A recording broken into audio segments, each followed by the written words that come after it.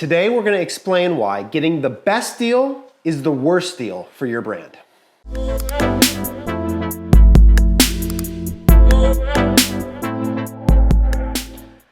All right, the world has certainly changed since we began the Common Thread Collective.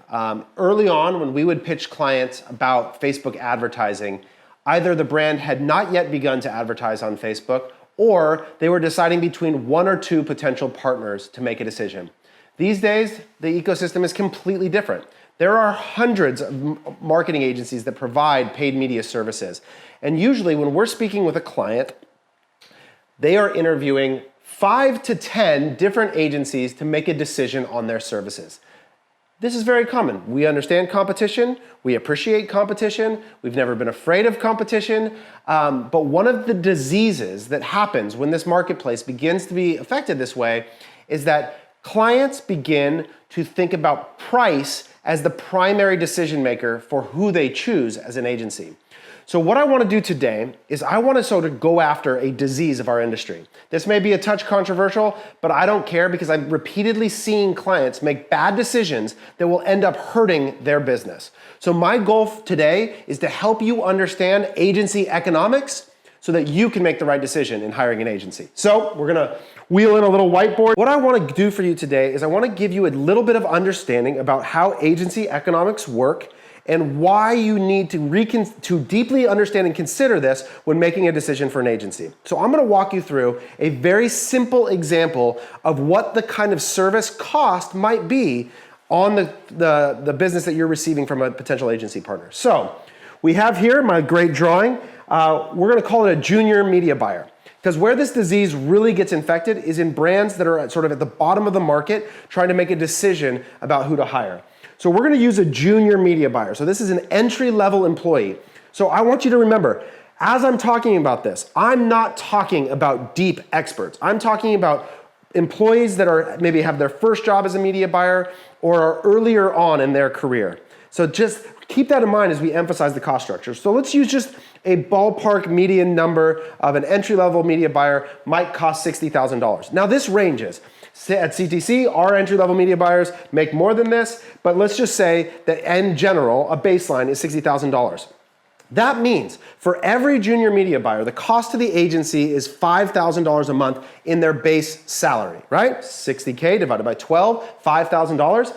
If you add a burden rate to that, so you think about their OpEx, their healthcare, their benefits, let's just add a 30% burden, their equipment, all of the things that they need from a company, and let's call it a $6,500 a month cost for every junior media buyer that works with you, okay?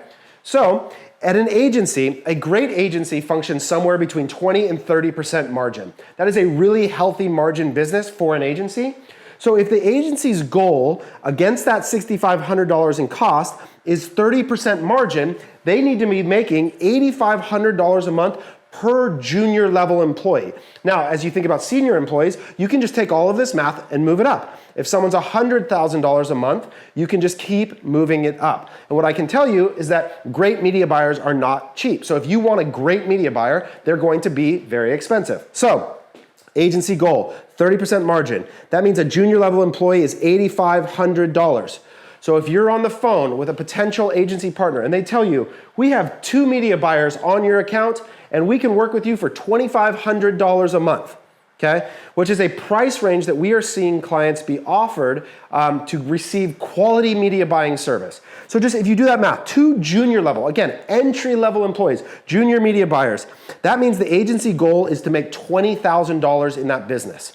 If you take a $2,500 deal structure, that means that that group is servicing a minimum of 8 clients to get to profitability. Now, here's where it falls apart even more. We are hearing people be offered 4 people for $2,500, right? Or 2 junior level, a senior level, and a designer. You can just queue all this math up, and this number 8 just gets spread out to 15, 20, 30 different clients that group could potentially be servicing. And I want you to think, if you are getting 1/8 of a junior media buyer's mind share, and you believe that is the thing that is going to drive your business to the growth stages and dreams that you have for your business, you will fail. And repeatedly, what we see is people making a decision on price to go with an agency where they're getting the best deal, and what they're receiving on the other end is commiserate service. Because remember, we run a business where we're after profitability. So if I'm an agency owner and I have a team of clients, I've got 8 different clients being serviced by those media buyers. You know who's going to get their attention? The largest upside. They are going to pursue spending time on the best deal, the most money, and the most upside. So the thing that people forget and they don't consider when they're making a decision about their agency is you want to be valuable to the agency partner, because otherwise you will not get the service you need to grow your brand. Go read David Ogilvy's book. This is a tale as old as time, is that what you want is to be a valuable partner. You have to be vested in the interest of their success, and then they will give you their brain share. They will give you their best people. But please, as you go to make a decision about the agency that you want to work with, do the homework to find out who really has the talent and skill and resource to grow your individual business. Because the choice based on price is a choice for quality service to be down, right? So you want to make sure that you are giving yourself the best opportunity to succeed. At CTC, we believe in helping entrepreneurs achieve their dreams, and part of that is being honest and transparent about the economics of our business so that we can provide you the service that you actually need. And I'm tired of hearing clients come back to us saying, hey, I went with that cheaper option, and what I got was entry-level employees who were fragmented and didn't have enough attention, and they didn't care about my brand because they had giant businesses inside of their agency. And just think about this. If you're an agency and you're servicing Fortune 500 companies and entry-level e-com companies, one's paying you $50,000 to $100,000 a month, and one's paying you $2,500, where are you going to apply your best resources? The same is true on agency sides. We as agency owners will apply our resource against opportunity.